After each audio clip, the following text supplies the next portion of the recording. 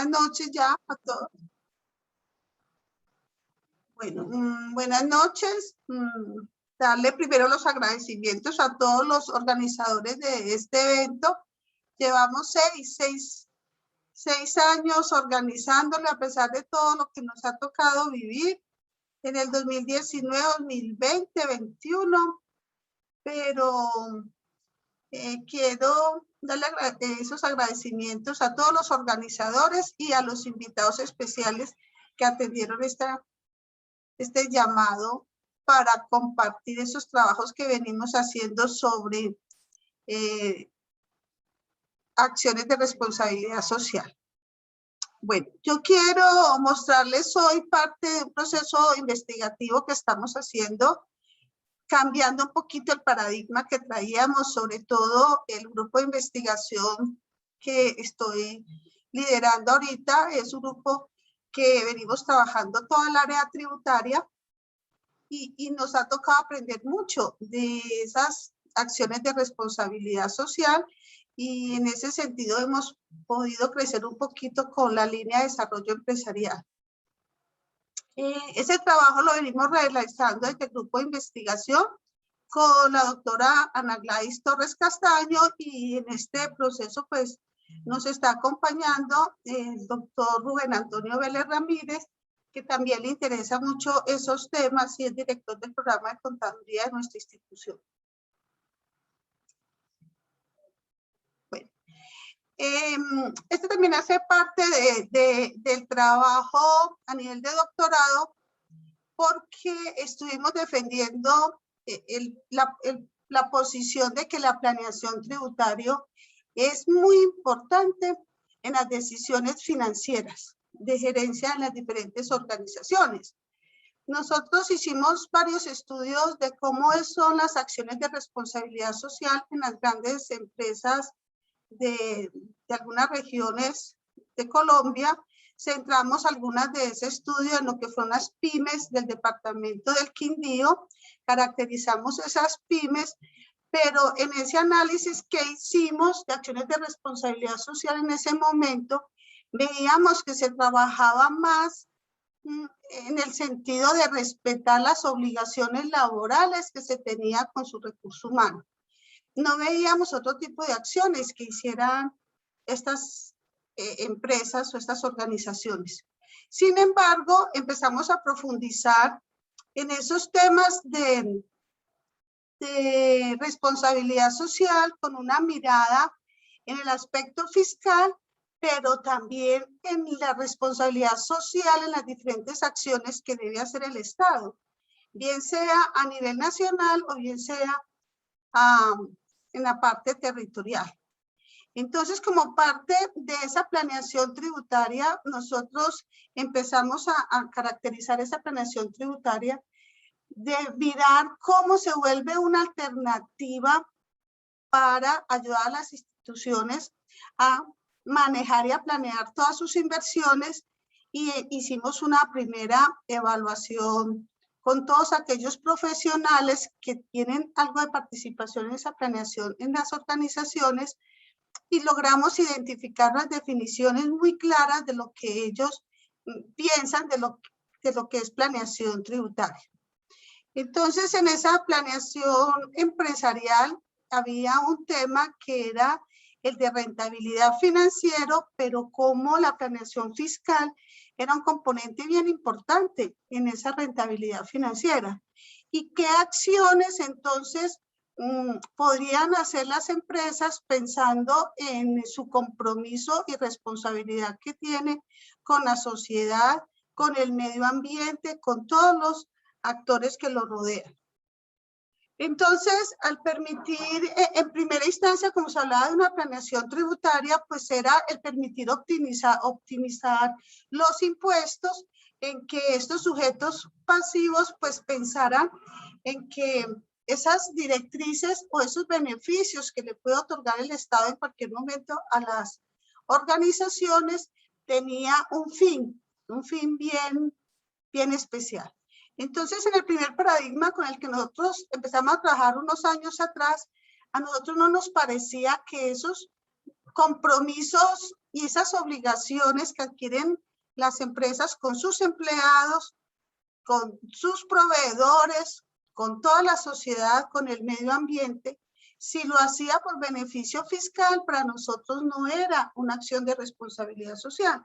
Entonces empezamos a hacer una mirada diferente. Evaluar acciones de responsabilidad social dirigidas por el Estado en pro de reactivación económica. Entonces eso nos llamó a hacer una evaluación de todos los beneficios tributarios que está otorgando el Estado en este momento, los que improvisó durante 2020 como efectos de la pandemia, y cuáles son los que están vigentes este año, y sin embargo hay otros con los que voy a concluir, que es como una improvisación que se está haciendo ahorita con algunos otros beneficios. En esa evaluación y en ese proceso de planeación fiscal, pues las empresas van a tener oportunidad y considerar alternativas de ahorro para mejorar el flujo de caja en el cumplimiento de sus obligaciones tributarias, bien sea para evitar pagar más impuestos o para evitar sanciones, porque a veces nosotros encontramos que nuestros impuestos no solamente tienen unas obligaciones sustanciales, que es el pagar ellos como tal, sino una cantidad de aspectos procedimentales, de obligaciones procedimentales, que si no se cumplen, las instituciones, los empresarios, los gerentes, los contadores, los revisores fiscales, pues tienen que responder con sanciones, unas pecuniarias y otras que ven afectadas sus actividades profesionales. De igual forma, en esos beneficios fiscales vimos cómo hay una oportunidad para algunas empresas de direccionar proyectos, inversiones que permiten realizar ellos, y que al desarrollarlas, pues ellos pueden intervenir en el desarrollo, en la posibilidad de ayudarle a otras organizaciones, y con esas ayudas, esas inversiones, pues él va a cumplir con algunas de sus obligaciones fiscales tributarias, pero las pueden direccionar. Que es, ahorita les puedo mostrar como cuáles son las que no puede encontrar. Sin embargo, nosotros tenemos que hablar de una planeación totalmente transparente.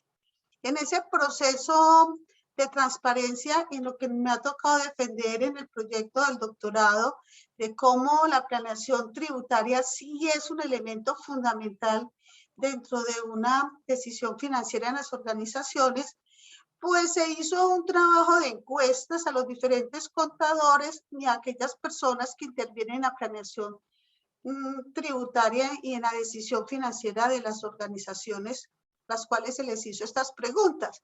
Entonces hubo algo bien interesante, porque casi todo el mundo confunde planeación tributaria con elusión. Y cuando nosotros vamos a hacer una comparación, qué es elusión y qué es evasión, nosotros en nuestro lenguaje encontramos que elusión y evasión son sinónimos. En esta revisión que les voy a compartir, que es solamente de Colombia, sin embargo, hemos logrado hacer también en nuestro proyecto, en nuestros proyectos de investigación del grupo, hemos trabajado también derecho tributario comparado, o sea que hemos podido como analizar cómo algunas de estas definiciones también se están como volviendo universales, porque hemos encontrado beneficios y estrategias de los sistemas tributarios comunes en otros países. Entonces, de acuerdo a esas encuestas, nosotros veíamos que en esa primera definición todo el mundo cree que planear, la mayoría confundían planear con elusión. Pero cuando yo hago una revisión, ¿qué es elusión? Pues hay una justificación. Dice que lo que no está prohibido por la ley está permitido. Entonces, el tipo de elusión que pueden hacer algunos contribuyentes para minorar los impuestos en sus procesos de planeación tributaria, pues se está ubicando entre lo legal, pero a lo que no es ético, porque se aprovecha de vacíos normativos y más en nuestra regulación en Colombia, que tenemos reformas tributarias cada 2 años y que solamente son las grandes empresas que acatan firmar y hacer comprometer una seguridad tributaria para ellos, pero la mayoría de nuestras microempresas, de nuestros empresarios, de los pequeños, pues no alcanzan a hacer esa seguridad tributaria y se ven abordando decisiones a veces que son casi siempre a corto plazo. Evasión. Este proceso de evasión, y a veces cuando buscamos beneficios, hacemos como un abuso de esos beneficios, entonces encontramos que sí, definitivamente es muy claro en los procesos de planeación tributaria cómo se hacen algunas actividades que más bien las podemos calificar como maniobras ilegales para no cumplir con sus obligaciones sustanciales y procedimentales que le puede generar los impuestos de carácter nacional y también territorial. Ese tipo de actuaciones nosotros las llamamos como ilegal para minimizar o no responder por las obligaciones, entonces estaríamos en un cuadro de lo que es lo ilegal y lo no ético. Y en ese compromiso, pues en ese tipo de acciones están involucrados los gerentes, los administradores, los contribuyentes y sus asesores tributarios, bien sea en calidad de profesionales como los contadores públicos, los revisores fiscales, que en últimas deben firmar ese tipo de declaraciones o informaciones. Y hay algo que lo estamos desarrollando, que yo creo que a finales de este mes vamos a entregar una ponencia sobre lo que es el fraude fiscal y cómo se ha venido regulando en nuestro país de tal forma que se ha vuelto como una tranca para aquellos evasores de impuestos, pero le han dado tanto poder ahorita a la administración de impuestos, a los funcionarios que van a hacer los procesos de fiscalización, que es lo que nosotros llamamos fraude fiscal.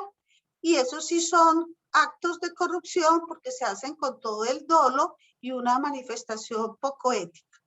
Entonces ya ese fraude fiscal ya lo encontramos regulado, está en las leyes penales, pueden significar perder las tarjetas profesionales, quitarle la posibilidad a los gerentes de seguir gerenciando empresas, hacerlo casi que una muerte de sus facultades de administración. Entonces, en este proceso de revisar o no esos beneficios fiscales como acciones de responsabilidad social desde la mirada del Estado, pues estuve muy centrada hoy en las conferencias de nuestros compañeros, como ellos hablaron mucho de lo que es la responsabilidad social empresarial, organizacional, la responsabilidad social universitaria, que nosotros en algunos momentos también la hemos trabajado, porque es que estamos tristemente, cargo de esa vergüenza, estamos en un país con una administración demasiado profesionales de universidades muy importantes en nuestro país, pero con unos actos de corrupción grandísimos que nos lleva pues a la pobreza y a todos los problemas que hemos tenido en los últimos años, y es la corrupción. Y a veces son corrupción en profesionales de universidades que tienen unos apellidos grandísimos. Entonces uno dice, bueno, ¿dónde está la responsabilidad social en esos profesionales que están sacando las universidades? Esa es una mirada bien importante y bien bonita que debemos hacer también todos los educadores. Entonces, lo que quiero mostrarles es una contrastación, cómo esas acciones de responsabilidad social en los procesos de planeación tributaria, en las decisiones financieras de las organizaciones, que no pueden pensar solamente en un ganar financiero, sino en un gana que intervenga, que posibilite mejorar su medio ambiente, mejorar y darle oportunidades a todos sus empleados, a todos los stakeholders que nos rodean. Entonces, nuestra posición es una planeación tributaria constituida por actuaciones lícitas, que no necesita, muchas veces se puede ahorrar muchos impuestos, se puede llegar a unas decisiones financieras bien planeadas, sin caer en fraude, sin caer en abuso del derecho, simulaciones, sin tener que hacer maniobras para eludir, porque entonces no tendría sentido seguir dependiendo como parte de la gerencia financiera nuestro pedacito de lo que es la planeación tributaria. Una planeación tributaria estratégica en este momento para nosotros está siendo bien delicado. ¿Por qué? porque tenemos una inseguridad fiscal, tenemos reformas tributarias cada 2 años, en promedio cada 2 años, llevamos casi 12 años con ese tipo de reformas tributarias, pero nos toca de todas maneras pensar a corto, mediano y largo plazo cuál es el efecto de todas esas reformas tributarias. Tenemos con más cuidado mirar cuáles son esos objetivos que tienen nuestras organizaciones a corto, mediano y largo plazo, mirar cuáles son las políticas que más nos convienen, canalizar bien los recursos y establecer bien esas estrategias, porque tenemos que llegar a una situación real, cuantificar esa situación real, pero hacerla en una mirada de objetivos de responsabilidad social, que no sea el boom, que no sea la moda, porque uno ya encuentra en muchas de las organizaciones ciertos letreros, ciertos avisos, pero hasta dónde va ese crecimiento económico, qué efectos tiene su crecimiento económico en el crecimiento social que lo rodea y qué beneficios trae o no su crecimiento económico en lo ambiental. Aquí ya se estableció un impuesto, por ejemplo, un impuesto al consumo de la bolsa plástica. Eso le generó un problema a muchas de las organizaciones, a los almacenes de cadena, a los grandes negocios, porque ellos tenían que cobrar esa bolsa plástica a los consumidores. El cobrar esa bolsa plástica se volvió un impuesto al consumo de la bolsa plástica. Esa plata no era para ellos. Entonces empezaron a cobrar esa plata a los consumidores y ellos deben pagar esa plata que se recauda directamente y empezaron a cobrar un IVA más adicional a la bolsa. Entonces, algunas empresas ahorita ya ¿qué hacen? No entregan bolsas, porque se les volvió como un problema tener que cumplir con la obligación de recaudar la plata de la bolsa por consumo y entregárselo, transferir esa plata a la administración de impuestos. Ese es un impuesto que se creó precisamente para proteger el medio ambiente, porque para eso va dirigida el recaudo de ese consumo. Entonces, mire cómo esa es una acción de responsabilidad social que hace al Estado, pero faltó esa reglamentación de que no le generara de pronto problemas a las empresas, pero algunas tomaron eso como una obligación más dentro de las otras que tienen. Entonces, podemos nosotros poder considerar que desde la visión del Estado, en la posibilidad que le da a los contribuyentes de atender algunos de los beneficios fiscales que voy a compartirles ahorita, él sí está pensando en acciones de responsabilidad social. Nosotros con este análisis que venimos haciendo, ya tenemos una mirada distinta en lo que es responsabilidad social, la acción de responsabilidad social dentro del Estado versus organizaciones, el sector público y el sector empresarial.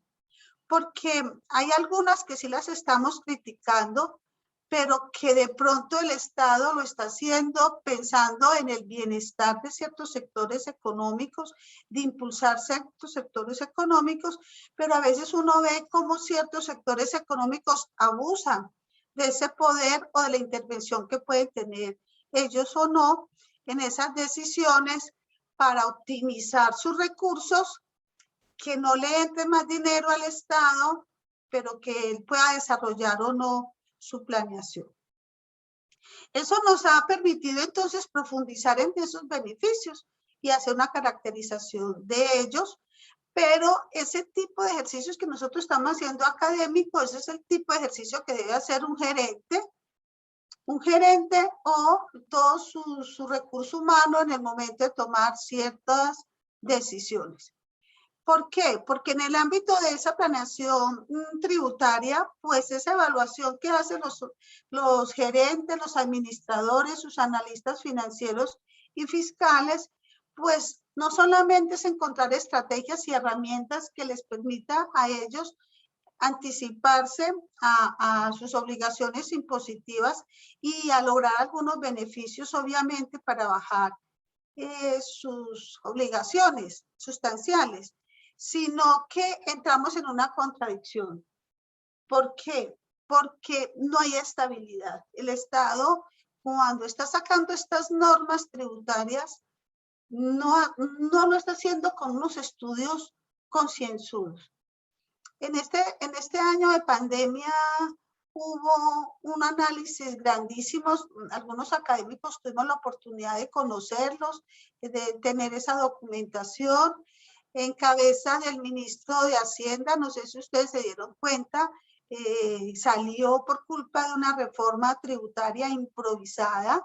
Ahora les muestro cuál fue el efecto y que la gente explotó, un efecto realmente que no obedecía a una necesidad y menos en este tiempo. Y ahorita tristemente a todos esos muchachos hubo muertes de nuestros muchachos universitarios.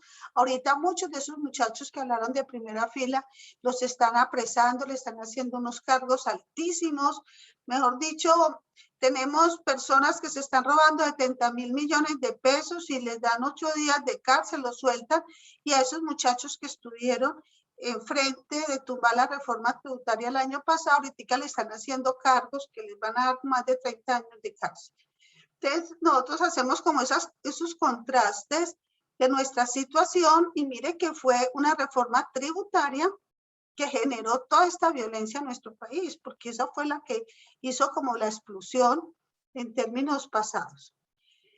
Estos beneficios tributarios que en algún momento el ministro de Hacienda el año pasado decía que había que acabarlos, que había que quitarlos, y desde la reforma del 2016 los hemos sentido que se han quitado porque han puesto unos trancones. Uno mira, pero ¿cuáles beneficios?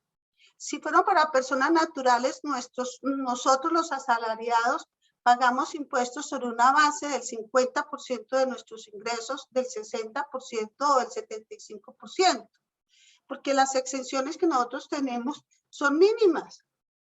Podemos quitar lo que pagamos de aportes a salud, aportes a pensión y una renta exenta limitada al 25%. Pero en cabeza de todos los prestadores de servicios tenemos que pagar nuestra seguridad social. Pero entonces ahora sí les voy a mostrar cómo si hay otros beneficios pensando el Estado en acciones de responsabilidad social, pero cómo nosotros podemos analizar aquí en este otro lado cuáles son los sectores que se benefician de esas acciones de responsabilidad social que nos ofrece a través de los beneficios nuestro Estado. ¿Por qué? Porque los beneficios tributarios constituyen a permitirnos deducciones, exenciones, tratamientos especiales, de tal forma de que las organizaciones o las personas paguen menos impuesto, y eso obviamente conlleva a que el Estado deje percibir algunos recursos. Entonces, desde ese punto de vista, es muy importante para nosotros mirar, bueno, ¿y a qué acciones de responsabilidad social está apuntando el Estado cuando ofrece estos servicios? ¿A qué clase de sectores van a llegar estos beneficios tributarios? ¿Por qué esos beneficios tributarios se vuelven una oportunidad a ciertos contribuyentes? Pero ¿a cuáles contribuyentes? Que era el contraste que yo les quiero mostrar, y que eso también está pasando en otros países, pero con unos cambios como menos constantes lo que nos está pasando a nosotros, pero que de alguna manera sí permite evaluar o no acciones de responsabilidad social, no solamente desde las organizaciones, sino dentro de nuestros estados. Y dentro de esos beneficios, ¿cuáles encontramos? Encontramos beneficios que tienen que ver con nuestro sistema tributario a nivel nacional y a nivel territorial. En cuanto a los impuestos nacionales, pues hice una caracterización pequeñita porque nosotros tenemos varios impuestos de carácter nacional. Entonces voy a mostrarles, a compartir con ustedes el análisis que estamos haciendo, que son los que tienen que ver con el impuesto de renta y complementarios, porque casi todos nuestros países, pues este es un impuesto común. El del IVA también es un impuesto común en nuestros países latinoamericanos y en España, que como ya tenemos copia de nosotros del impuesto a las ventas. Un nuevo impuesto al consumo, que fue un impuesto que se creó rompiendo las reglas de lo que para nosotros es el impuesto al valor agregado del IVA, que es el rey de los impuestos al consumo, y aquí se nos creó otro con un mal llamado nombre que le llamamos impuesto al consumo, entre otros. Y en los de impuestos de carácter territorial, solamente les voy a mostrar dos, que son los que están siendo afectados ahorita con una amnistía a la carrera improvisada que se creó el año pasado y se declaró inconstitucional inclusive, que es el impuesto predial unificado y el de industria y comercio. En cuanto al impuesto de renta, ¿dónde encontramos nosotros beneficios fiscales en cuanto al impuesto de renta?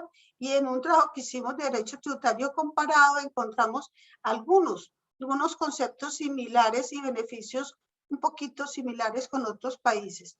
Pues encontramos lo que nosotros definimos rentas exentas, encontramos contribuyentes con unas exenciones especiales que nos puede presentar el Estado en este momento. En la reforma del 2018, pensando en estas rentas exentas, se declaró un nuevo sistema de tributación en nuestro país que se llama el régimen simple de tributación simple. Entonces, cuando uno va a mirar, bueno, ¿y qué es eso? Ah, es pagar el que antes se llamaba impuesto de renta. ¿Quiénes pueden entrar en este? Entonces, siempre nos han explicado que en este pueden entrar personas jurídicas y personas naturales. Pero ellos no es que sean exentos de pagar el impuesto de renta, sino que el impuesto de ellos ya se llama el impuesto del régimen simple de tributación simple. Cuando nosotros hicimos todo ese análisis, ese fue un impuesto que el año antepasado la Corte Constitucional lo debió haber declarado inexequible, porque es un impuesto que se creó una forma de pago de ese impuesto y está tocando impuestos de carácter territorial. El ministro líder pues de ese impuesto y que hizo antesala y logró y tuvo mucha incidencia, pues tristemente 3 de nuestros constitucionalistas se declararon impedidos y ese es un impuesto que está vigente en este momento, que cojea y en esta última reforma tributaria que salió hace 2 meses, pues lo han querido impulsar.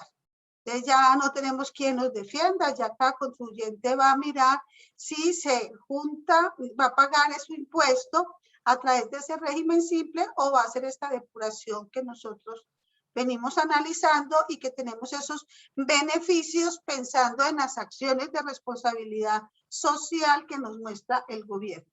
Entonces tenemos algo que son rentas exentas, ingresos no constitutivos de renta y ganancia ocasional, que también son unas expresiones del sistema tributario. Ahora les explico un poquito en qué consisten y cuáles son esos elementos que me permiten a mí disminuir la base para pagar el impuesto. Los costos, gastos y deducciones, eso es común en todos los países, decimos como unos balances normal. Yo puedo determinar mis ingresos, restar costos y gastos y deducciones procedentes o no, pero aquí han habido unos controles para evitar la evasión y con estos controles pues están tratando de que muchos se pasen al régimen simple, tributación simple. Y el tema de los descuentos tributarios, algunos de estos están en algunas alianzas que tenemos con otros países, porque algunos de estos descuentos es precisamente para evitar la doble imposición que puede tener un contribuyente a tener ingresos de carácter nacional y de carácter extranjero. ¿Qué son entonces las rentas exentas? Pues las rentas exentas existen tanto para jurídicas. Son rentas fiscales que graban todo lo producido, graban todos los ingresos. En principio todos los ingresos están grabados, pero en algún momento las normas me dicen de que esos ingresos no están grabados y por unas excepciones especiales permite de que algunos contribuyentes no paguen impuestos por esta clase de rentas.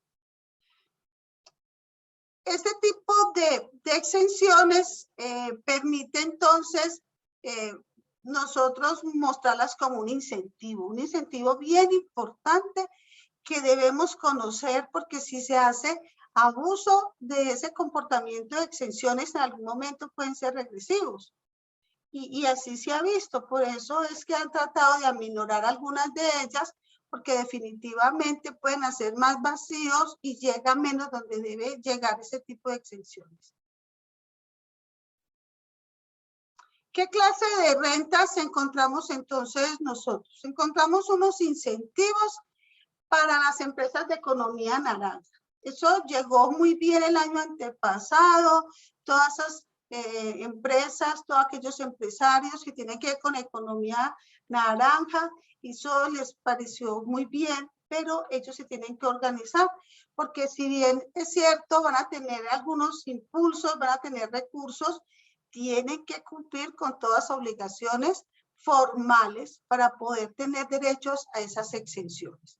Entonces es un incentivo que sí tiene un efecto de responsabilidad social que está ofreciendo el Estado para apoyar el desarrollo de este trato de economía y que las microempresas crezcan, ayudándoles a disminuir esos impuestos.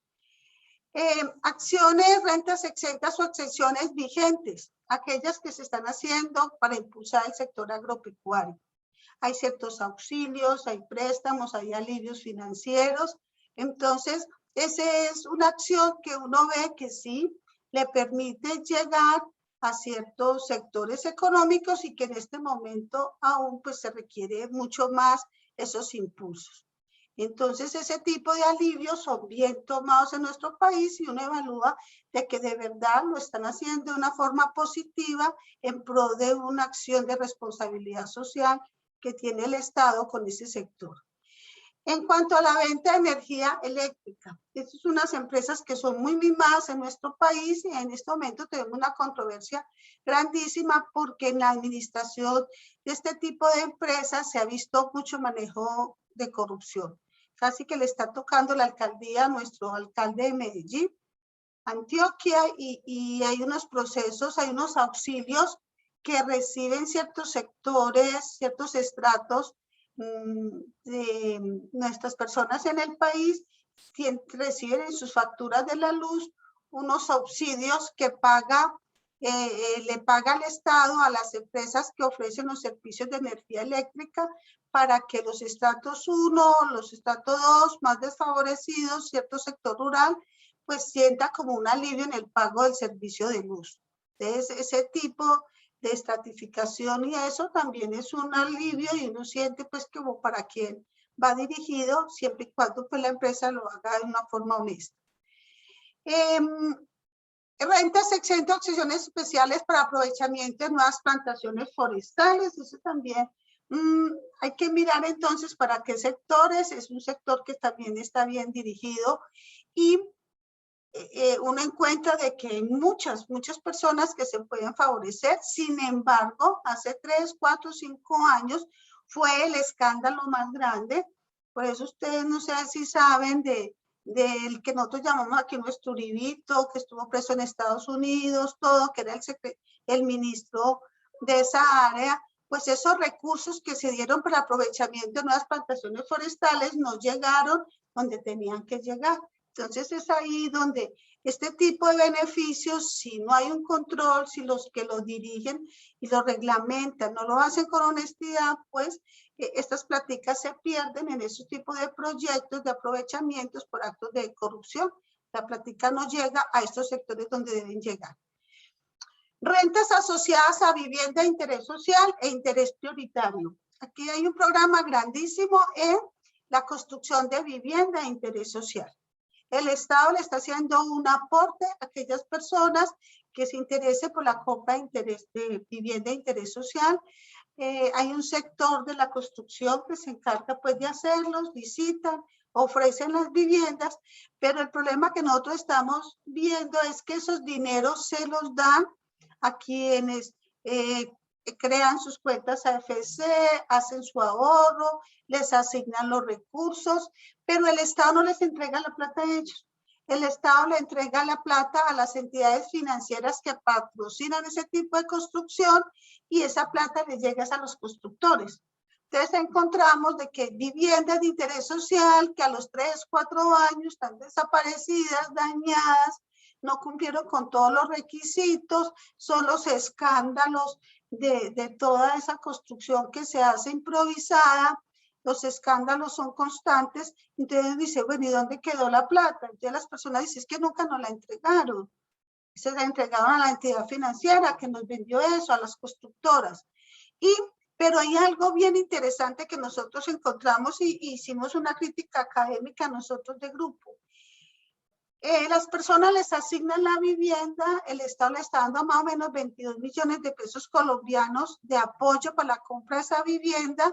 Las personas quedan con una deuda en la entidad financiera por compra de su vivienda y con lo que pagaba antes el arrendamiento, pues termina pagando en 10, 15 años su vivienda de acuerdo a las cuotas que les sean asignadas y al valor de la vivienda.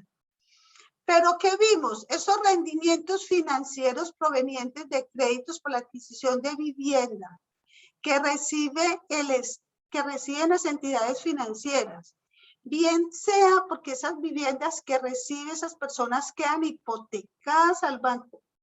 Entonces no quedan libres, no quedan a nombre de la persona. Quedan hipotecadas al banco, ellos siguen pagándole 400, 500, 600 mil pesos mensuales a los bancos. En esos pagos están pagando intereses por la compra de esa vivienda por los años que le queda restando terminarla de pagar, pero mire que por término de 5 años esa plata que reciben esas entidades financieras son rentas exentas. Entonces a nosotros en la parte académica dijimos que eso no es justo, de que la entidad financiera esté ganando plata porque la plata no se la está prestando a las personas gratuitas, a pesar de que el Estado aporta una plata para que las personas se hagan a ese dinero, entregan de acuerdo por hipoteca. Entonces muchas de las personas no terminan de pagar, no le alcanzan los recursos, el banco se queda con esas viviendas. Pero mire que esos intereses que ellos cobran, los bancos no pagan impuestos sobre eso. Entonces eso lo encontramos como, y yo aquí les hago un llamado, de que es una acción de responsabilidad social, es una inclusión que hace el Estado para apoyar a la gente a comprar su vivienda, pero las entidades financieras se benefician de esto doblemente. Cobran intereses por el crédito de vivienda a las personas y fuera de eso, sobre esos intereses no paga impuestos. Y es un sector financiero que yo creo que hasta en este tiempo de pandemia es el sector más favorecido. No han perdido un peso y si uno mira los estados financieros de ellos, uno puede decir de que no perdieron absolutamente nada.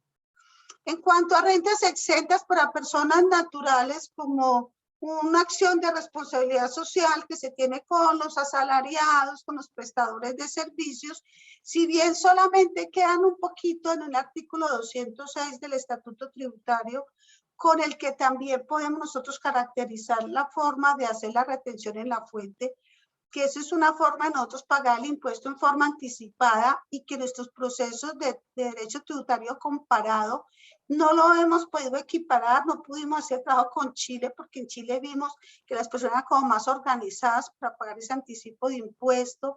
Ahora lo vamos a hacer con Argentina, si logramos mirar ese proceso, si se aplica o no en el sistema tributario.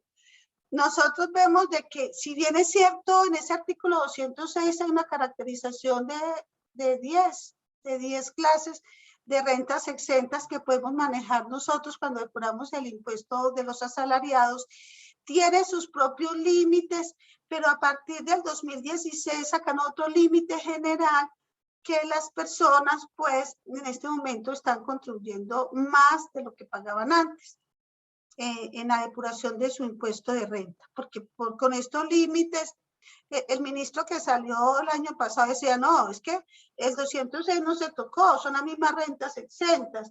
Sí, son las mismas rentas exentas con sus propios límites, pero con un límite donde nos grabaron ya las cesantías, los IPA, las cesantías, pues ahí estaba la trampa, no era lo mismo. Y eso fue lo que más explotó en la rebelión que hubo, en las manifestaciones.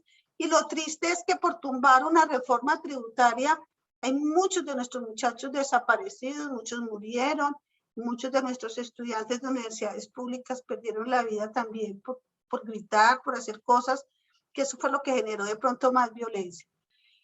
por una acción que nada tenía que ver, bajaron más los contribuyentes y las personas no entendían que podía ser que declararan más personas y eso no quería decir que pagaran más impuestos, pero fue como una regulación que dolió mucho porque fue un momento en que se le bajaron impuestos a las personas jurídicas y se le incrementó la base a las personas naturales.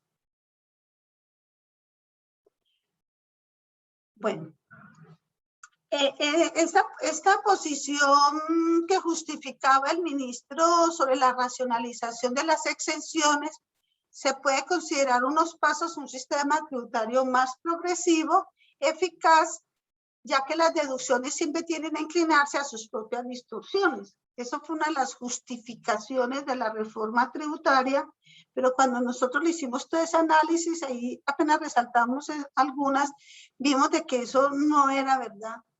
No era verdad porque si bien es cierto, esas exenciones vienen con unas propuestas claras que hace el Estado para motivar la generación de empleo, para incentivar ciertos sectores económicos.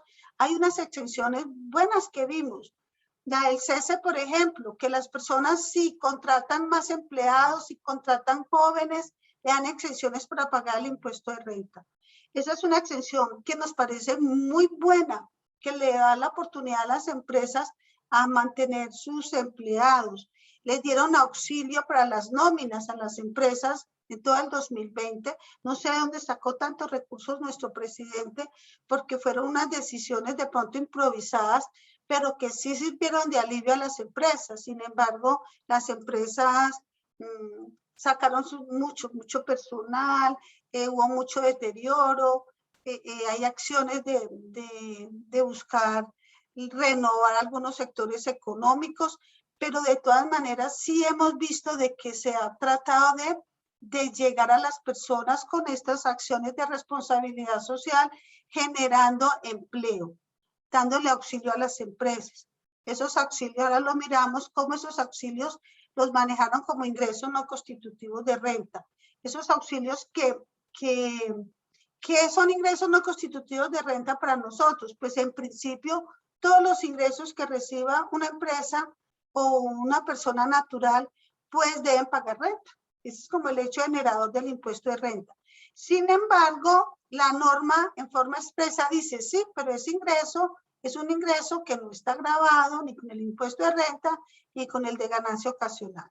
Bajo este beneficio de ingreso no constitutivo de renta, están llegando todos los beneficios que el Estado le está dando para apoyar las nóminas a las diferentes empresas, para el manejo o los auxilios que le dan las empresas de transporte, aunque encontramos algunas que se destacan como las utilidades que tienen algunos empresarios o algunos accionistas cuando se inscriben en las bolsas de valores. Si las transacciones se hacen a través de la bolsa, tienen un tratamiento especial, no pagan impuesto. Depende de la distribución de utilidades de algunos sectores, tampoco pagan impuesto. Las recompensas, que nosotros aquí tenemos un sistema de recompensas, pues por los problemas de guerrilla, por denunciar. Ahorita pues son hasta recompensas por denunciar que a los muchachos de primera fila, los de segunda fila. Entonces, a veces este tipo de recompensas que se da, todas las que se adquieran, pues tienen una calificación como no constitutivo de renta. Entonces, eso motiva que las personas denuncien a otros.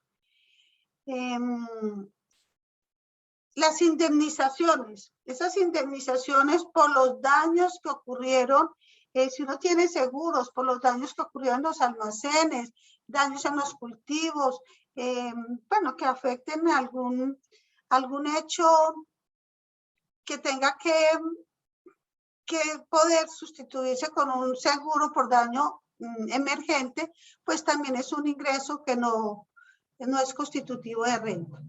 Esos apoyos económicos están siendo todavía vigentes, están reglamentados, se siguen recibiendo el sector de transporte, para las nóminas, auxilio de otros sectores agropecuarios, y ellos simplemente lo declaran y lo resta como no constitutivo o es un beneficio que sí nos pareció que tiene que ver con acciones de responsabilidad social.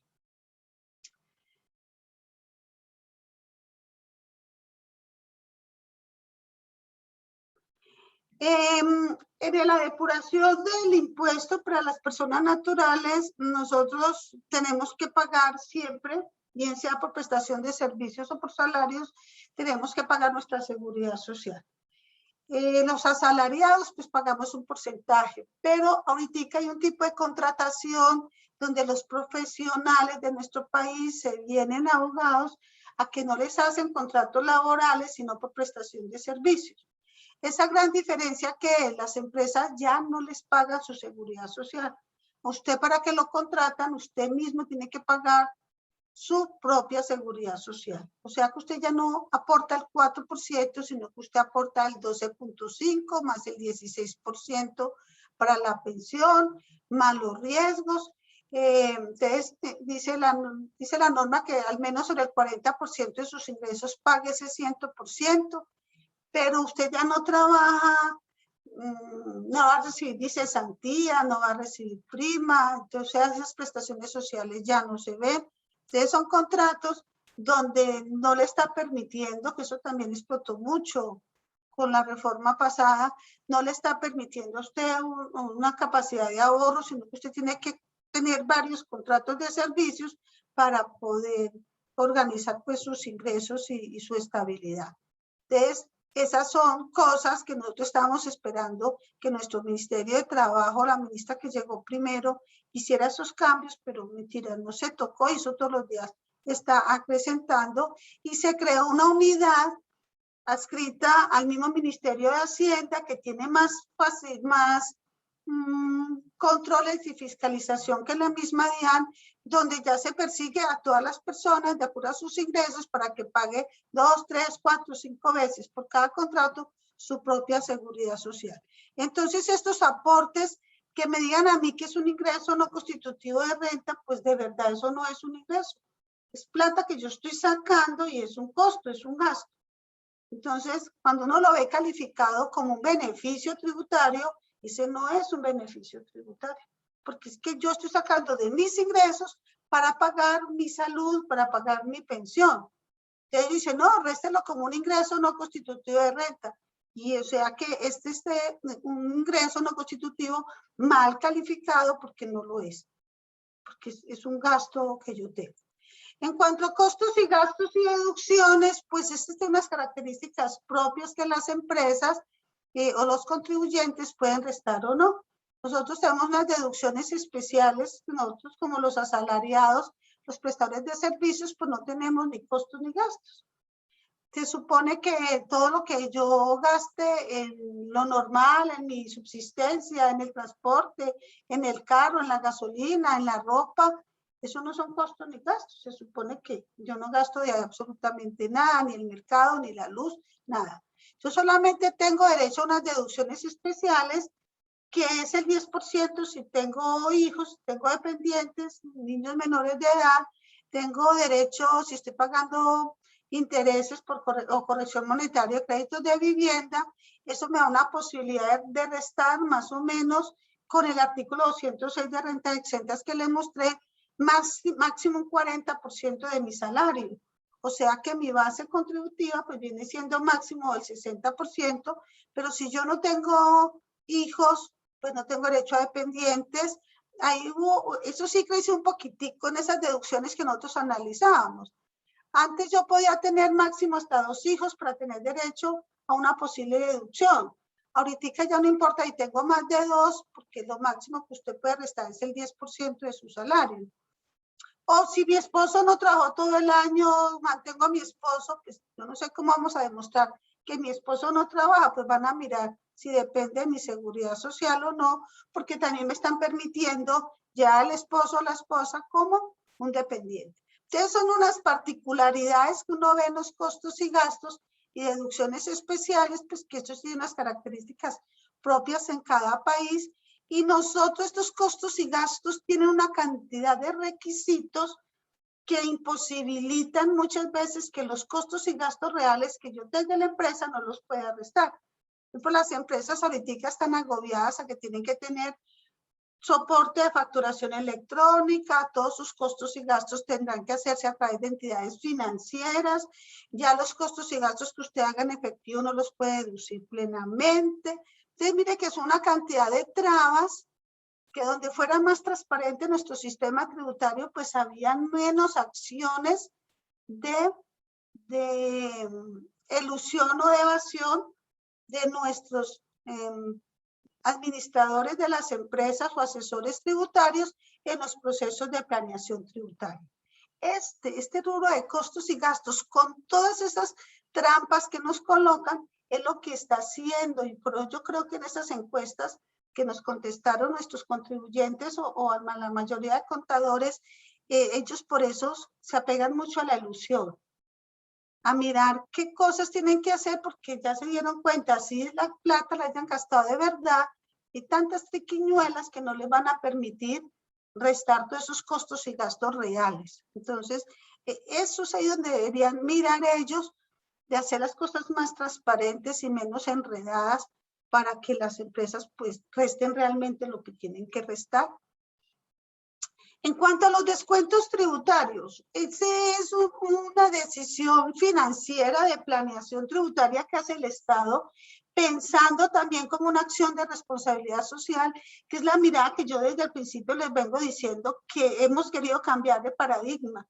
Nosotros siempre pensamos, todas las acciones que haga la empresa para evitar pagar impuestos no son acciones de responsabilidad social. Entonces ahora estamos mirando, bueno, entonces que el Estado lo está haciendo pensando en hacer una inclusión de él en esos beneficios, tanto para ayudar a los sectores como para él llegar a donde debe llegar. Entonces sí podemos contrastarlas entre ellos. Por ejemplo, encontramos descuento por impuestos pagados en el exterior. Aquí nuestros descuentos tributarios ya no es para mermar la base para pagar el impuesto, como lo que yo les estaba mostrando ahorita. Esta es para disminuir el impuesto ya calculado. Entonces dice descuento por impuestos pagados en el exterior. Esta es una estrategia financiera buena y más en este momento que hay un programa para evitar la evasión que es buscando omisos, y ya salió una denuncia. Muchos de nuestros dirigentes de cuello blanco tienen plata guardada en paraísos fiscales. Entonces, ¿qué es lo que se está buscando con esto? Pues que las personas declaren en nuestro país todos los activos que tienen en paraísos fiscales, los dineros que tengan en otros países y que el impuesto que paga allá en el exterior pues sea restado también del impuesto que se calcule acá para evitar la doble tributación. Y nuestro país pues tiene tratados, tiene convenios con otros países para evitar esta doble tributación. Por inversiones en mejoramiento del medio ambiente. Mire que esta es una acción de responsabilidad social de lo que nosotros estábamos defendiendo y que algunos de nuestros expositores hoy mostraron. Hay inversiones de mejoramiento del medio ambiente en nuestras empresas, las hay. El Estado pues tiene una propuesta como un beneficio fiscal de otorgarle un descuento tributario a las empresas para que hagan inversiones en mejoramiento del medio ambiente. Entonces, ¿qué es lo que significa esto? Si usted coge su platica, hace inversiones en mejoramiento del medio ambiente, esas inversiones son certificadas por nuestras corporaciones que protegen el medio ambiente en nuestro país, pues usted con esa inversión nos paga impuestos. Entonces usted calcula su impuesto y resta esa parte de esa inversión que hizo. Claro que hay unos límites, hay unas inversiones que tienen hasta el 25% del impuesto, hay unos límites claros de los descuentos tributarios, pero fíjense que es un incentivo como una acción de responsabilidad que hace el Estado para que las empresas pues también apliquen y hagan esa acción y cuiden el medio ambiente y con las inversiones que hagan pues pagan impuestos. Por inversiones en desarrollo tecnológico e innovación.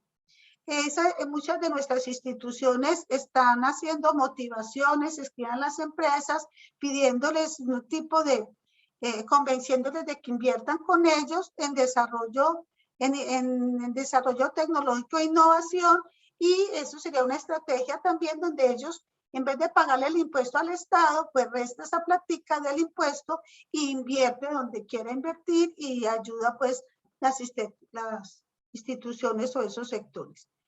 Por donaciones a entidades sin ánimo de lucro.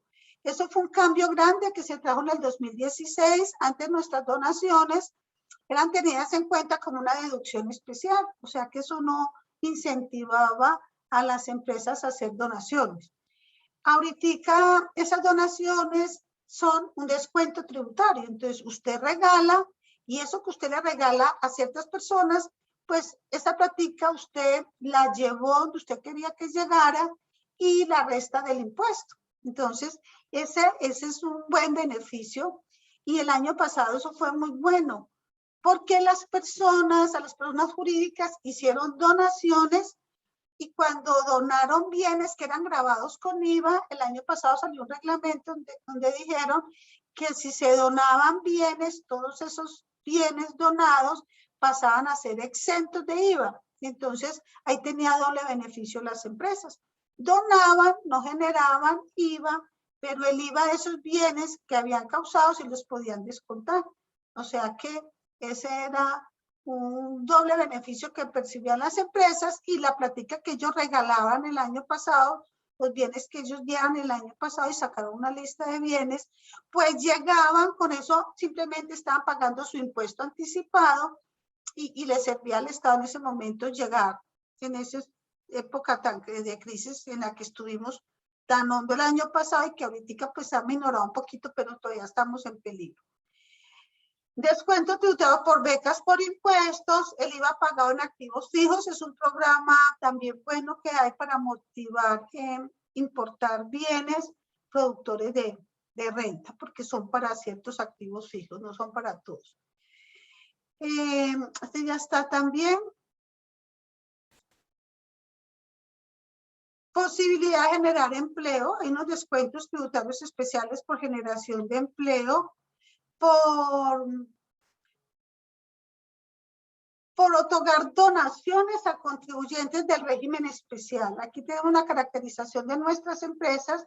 Algunas empresas que se dedican a actividades meritorias pertenecen en el impuesto de renta a un llamado régimen especial. Entonces, si las empresas le hacen donaciones a esas empresas que son del régimen especial para el desarrollo de esas actividades meritorias, tienen que cumplir unos requisitos específicos, pero también esas donaciones hacen parte de pagar su impuesto en forma anticipada. En cuanto al impuesto a las ventas, que ese fue también lo que explotó, lo que pasó con la reforma tributaria el año pasado. En cuanto al impuesto de ventas, esto es muy similar a todos los países, a muchos de los países que hemos hecho las comparaciones, pues en el impuesto de ventas no hay exenciones, no hay personas que sean exentas de pagar el impuesto. Lo que se hace es caracterizar los bienes y servicios gravados, los bienes y servicios excluidos o los bienes y servicios exentos. ¿Cuál es el beneficio tributario que se tiene? El beneficio tributario que se tiene realmente es en aquellos productores de bienes exentos aquí, que eso fue lo que explotó el año pasado. ¿Qué es lo que pasa? Si los bienes son exentos, en cabeza del que produce esos bienes para vender, que entre los exentos, pues se supone que deben estar muchos de los bienes de la canasta familiar. Entonces estaba la carne de animales, la leche, el queso fresco, los huevos, los cuadernos escolares, bienes donados, los libros y revistas. Esto es prácticamente a gran escala lo que nosotros tenemos como bienes exentos de IVA. ¿Qué pasó? Los productores de estos bienes exentos pueden vender el producto con cero impuesto. Mire, este es cero impuesto de IVA. Y ellos venden a cero impuesto, al que lo consumen no le cobran, pero el IVA, por ejemplo, los productores de huevo, el IVA de la comida de las gallinas, el IVA se lo devuelve el Estado al productor de los huevos. El IVA de la comida de los cerdos se lo devuelve el Estado a los productores de la carne. Obviamente con una cantidad de protocolos y requisitos contables y fiscales que hay que hacer. Esas declaraciones las debe firmar el contador público, si tiene revisor fiscal, pero para devolver esa plática pues hay que cumplir con 1000 cosas. ¿Qué pasó? ¿Dónde fue la trampa que explotó? Pues los huevos los pasaron a bienes excluidos y la carne pasó a bienes excluidos. Entonces, ¿qué pasaba? Cuando entrevistaron al ministro, el ministro no sabía cuánto valía una paca de huevos. No sabía cuánto valía una docena de huevos en nuestro país. Entonces a uno le parece muy triste que un ministro de Hacienda no sepa cuánto vale una docena de huevos y se atreva a pasarnos los huevos de exentos a excluidos. ¿Qué es lo que pasa? Esos huevos que a nosotros nos valen un promedio 400 pesos huevo. Al pasarlo a bienes excluidos, pues ese huevo, ya los productores de huevos no nos lo pueden vender a 400, porque el IVA de las gallinas va a encarecer el valor de los huevos. Entonces, esos huevos que estaban a 400, al pasarlos aquí a bienes excluidos, que los bienes excluidos que son, no tienen IVA, obviamente a las personas les van a vender el huevo más barato, más caro, aunque no le cobren el 19% del IVA. ¿Por qué? Porque el costo del alimento de la gallina pasa a ser mayor valor del costo del huevo. Eso fue lo que reventó esa reforma. Y el irrespeto que se sintió de ver que el ministro no sabía cuánto valía un huevo y sí tranquilamente lo pasaba a bienes excluidos. Entonces nosotros encontramos en servicios excluidos como los médicos, los odontológicos, los hospitalarios, de transporte público, los intereses y rendimientos financieros no tienen IVA, los servicios públicos de la luz. Bueno, eso es como resaltando cosas porque yo sé, en la comparación que hemos hecho con otros países, pues vemos un tratamiento similar. En cuanto a los beneficios tributarios, el año pasado fue un caos.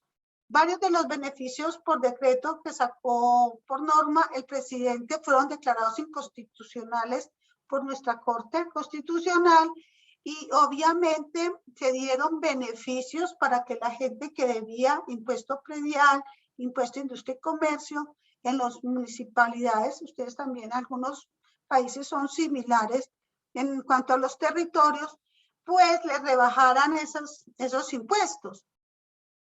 En octubre ya la Corte dijo que no, que eso no podía, que era inconstitucional, entonces pararon esos beneficios. Ahora salió una norma, salió hace 2 meses la norma, donde también le está permitiendo unas amnistías especiales de carácter nacional y de carácter municipal. En las sanciones que deban las personas, los intereses de mora que den las personas, se va a reducir al 20%. Ahí está, el problema es que esos contribuyentes que pidan esas exenciones, esos beneficios, pues tienen que demostrar que no han pagado por culpa de que son afectados económicamente por el COVID. Eso ya va a quedar en cabeza de los contribuyentes y si no cumplen con esas especificaciones, pues entonces les va a tocar pagar todo al 100% más las sanciones por abuso de beneficios que se les puede otorgar. Pues esa era como mi participación hoy, de darle otra mirada a las acciones de responsabilidad social que hace nuestro Estado, tratando de hacer inclusión con acciones de crecimiento en cuanto a lo social, en protección del medio ambiente y en demás acciones de responsabilidad que debe tener nuestro Estado con todos los ciudadanos. Y el sector, obviamente, de personas jurídicas y personas naturales. Esta es mi intervención. Con mucho respeto, pues he tratado de hacer nuestro trabajo investigativo con el derecho tributario comparado y hemos hecho unas características especiales de varios impuestos. Muchas gracias. Yo, mira, he terminado.